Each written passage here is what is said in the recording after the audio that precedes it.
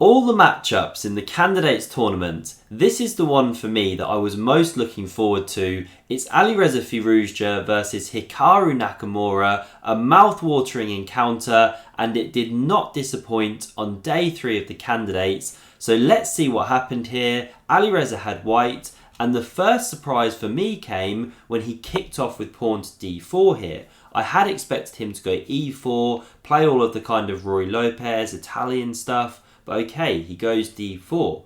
So knight f6 from Hikaru, pawn to c4 here, pawn e6, and now we see a lot of knight f3 at the top level of chess. But here Alireza does go knight to c3, so he invites the Nimzo-Indian main line. That's what Hikaru plays. And now Alireza goes queen to c2, the so-called classical variation, and Hikaru himself is an absolute expert in this position with both colours, so we were on today for a really theoretical battle, very, very interesting. So after queen c2, castles from black, now a3 from Alireza, you pick up the bishop pair here as white, and what white's trying to do is grab the bishops, still keep the pawn structure intact, and then play for these long-term advantages. But in the meantime, the king gets stuck at home and these pieces have a hard time developing fast. So this is the cat and mouse struggle now. So pawn d5 from Hikaru. The bishop now came to g5 before you go say e3 or anything like that later on. We had takes on c4, the queen recaptured, and now b6 is the standard move. You support this c5 break, that's a key break in this position, and also the bishop can now come to a6. So rook d1 now from Alireza, and once again, look at this craziness. I mean, white literally hasn't developed a single part of the board on the king side here. Now he's going rook d1, trying to complete this side quest of developing every queen side piece before the king side. And the whole idea of this is preventing c5, that key break for black. So now bishop a6 was played, and queen c2 is a very playable move here, very logical. You keep an eye on c7, you look at the king side, but queen a4 has become the new main move. You now look at this bishop, and so you prevent the knight from coming to d7. That's what you're aiming for here, to hamper the black development. So h6 now from Hikaru, the bishop dropped back, and now because you can't develop that queenside knight, Hikaru goes queen to e7 here. He's now preparing to bring the rook into the game. So knight f3 from Alireza, rook d8. And now here Alireza's just completely run out of useful moves without actually doing something with this pawn here to get this bishop out. So he wants to go pawn e4, but first he has to support that with queen c2. So that's why he now drops back the queen. He can then go e4. And after Hikaru now breaks with c5, best move in the position, you don't start taking there. You can't be opening things up right now down the d-file when you're still not castled. So Alireza goes pawn e4, best move here. Now you do lose your castling rights after Hikaru takes on f1. Alireza takes back with the rook, and he was just blitzing out all of these moves, by the way, really well prepared for today's game. And now here Hikaru goes pawn to g5, a very fighting move, and you kind of have to play this one as well, because you need to deal with the threat of that pinned knight, the pawn coming to e5 here. But here Alireza does not drop the bishop back, he just actually sacks his knight on g5, the pawn recaptures, he's still blitzing all of this stuff out at the board, and this pin is now really nasty. e5 could be coming, and there are different moves here for black. You know, you can try pawn e5, you can try knight b to d7. If you go e5, for example, though, well, then we can kick on with d5, and there could be some really dangerous stuff coming with pawn f4, or lifting a rook like this, maybe bringing the queen in. We see this sort of stuff later on. So instead of going for any of this stuff, Hikaru just develops this knight into the game. It hits c6, pressures d4, and now it looks like e5 is best just to win back that piece, but then the knight can come to d4. After the queen moves, well, the knight could come here. Queen comes away from the rook's attack, an exchange down here. This is just one sample line. Queen b7 attacks this pawn. The whole point here is that yes, you give back the piece as black, but when you actually do the material count here, black is only 1 pawn down and actually is pressuring here. This should be leading to a draw. This is just one sample line, takes on g2, the white queen could bounce out here, but then you check from e4, and the white king just can't find cover. You could have a perpetual like this, for example.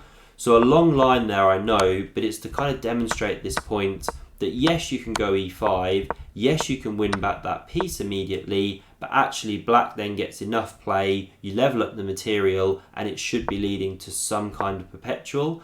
So after this move of knight to c6, we didn't have e5 here. Instead, Alireza just blitzes out his next move. He goes queen to c1. I mean, what an exceptional move here. Just coming onto the dark squares, leaving the d4 pawn on prise. But again, he's just well prepared. He knows what he's doing. He's blitzing it out. And Hikaru now spent 42 minutes on this next move. So he was really feeling his way into the position here. Now, the main two things he was looking at, I'm sure, is taking on d4 or whether to go pawn to e5. But again, with the e5 stuff, then you've got the d5 stuff, a rook could be swinging, and so on. So that's why he actually took on d4, good move in the position.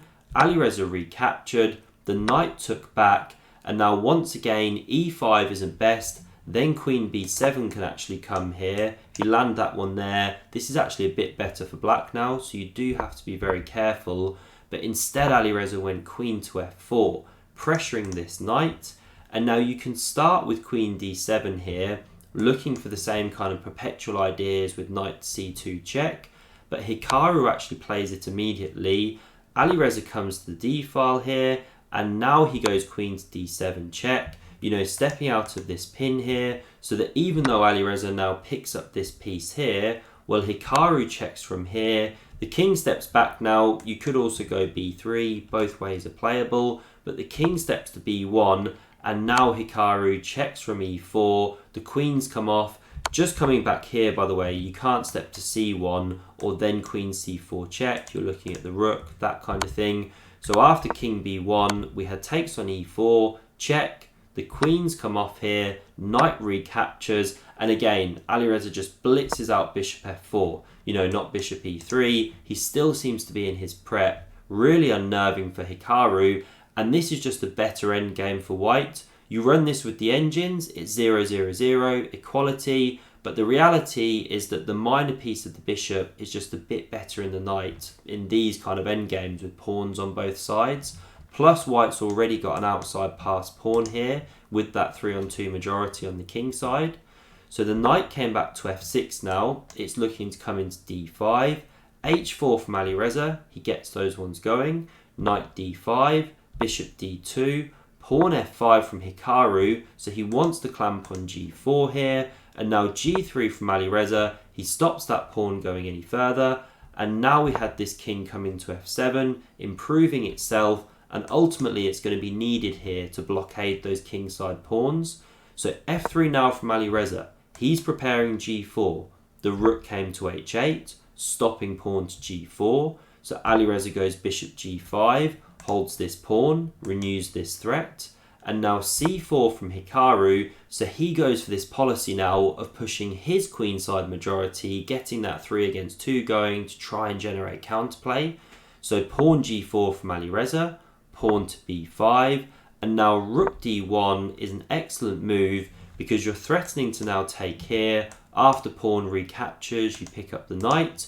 You can't defend it with the rook because the bishop covers that square. So this is why Hikaru now captured on g4. The pawn recaptured, but now look at these pawns. Two connected passes. This endgame is getting very dangerous for Hikaru now. So the pawn came to a5. He still wants that counterplay. Pawn h5 from Alireza, and by the way, he's like an hour up on the clock here. It's just ridiculous, the time difference. They're still not at time control. Time control is move 40, and they don't yet get any increment up until move 40. So rook to g8 now played, and here it's strange because it looks like white is actually losing a pawn after the bishop moves away, but there's a tactical shot. So you can check with the rook here. After the king goes away, well, now you can go pawn to h6. You actually don't mind if black takes this one on g5 because then you're completely winning the game. The rook can't cover in either manner here. It's going to be a girl on the next move.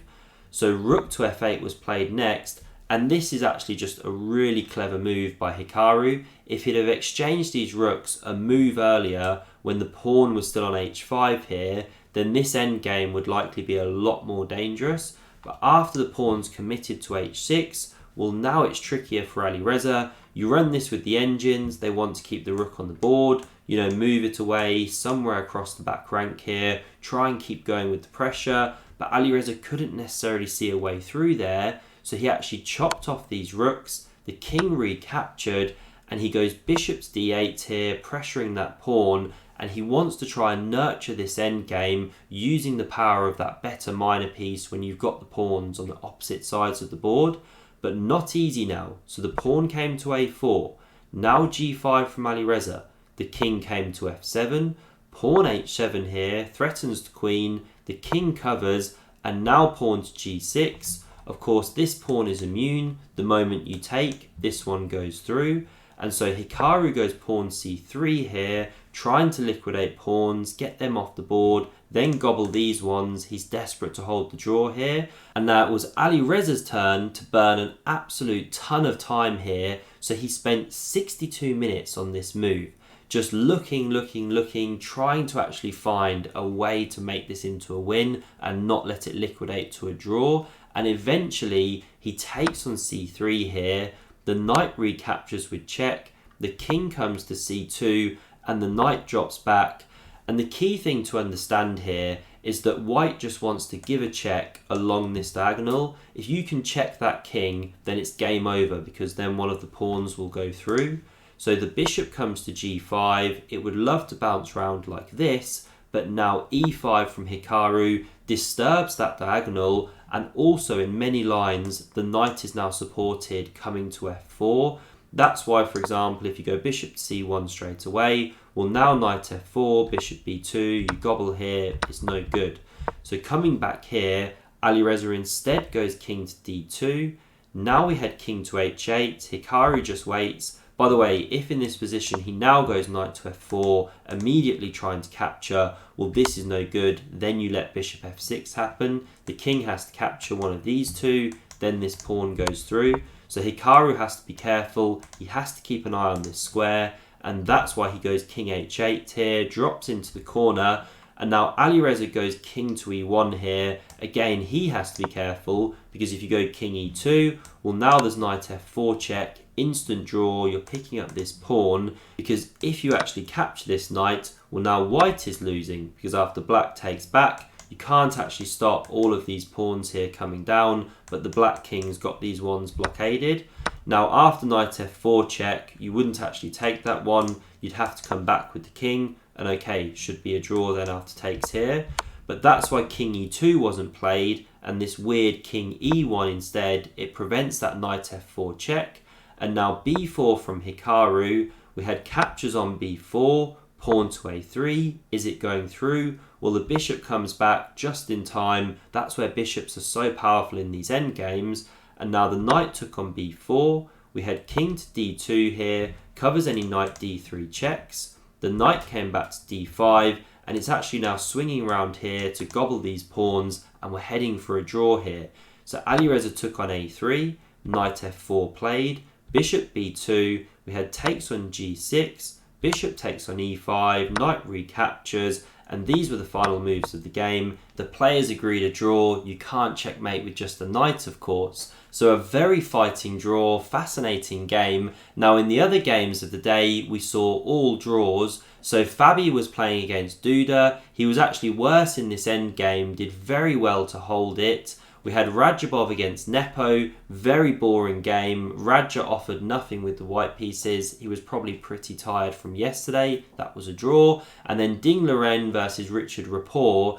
Ding nursed a nice advantage, was an exchange ahead, but couldn't actually make it count. He just isn't there at the moment, Ding, in the right moments. He's really struggling. So that was also a draw. So here's the standings after day 3. Still very tense, lots of action to come. Tomorrow is actually a rest day, then we're back with the games on Tuesday. And just something else to mention, I am actually on the move in this coming week, So I'm not exactly sure when I can get my game recaps up. Could be in the evenings, could be early next morning UK time. So I'll do my best. The recaps may be slightly more rapid recaps. I'm not sure, I'll see. I'll do my best with it. But thanks very much for watching anyway. Appreciate all the support, and I'll see you all soon.